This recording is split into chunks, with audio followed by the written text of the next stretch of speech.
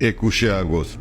August মাস মানেই বাংলাদেশের মানুষের শোকের মাস। বাংলাদেশের স্বাধীনতা এবং মুক্তিযুদ্ধের চেতনা বিরোধী শক্তি, তাদের যত অপকর্ম আছে, তারা এই 21শে আগস্ট, 15ই আগস্ট, 5ই আগস্ট বিভিন্ন সময় বিভিন্নভাবে তারা ষড়যন্ত্র করে চলেছে। 75-এর 15ই আগস্ট জাতির জনক বঙ্গবন্ধুকে সপরিবারে নির্মমভাবে হত্যা করার পরেও এই ষড়যন্ত্রকারীরা এদের মূল আমরা উৎপাটন করতে পারিনি। যে কারণে আগস্ট মাস আসলেই ষড়যন্ত্র হয়।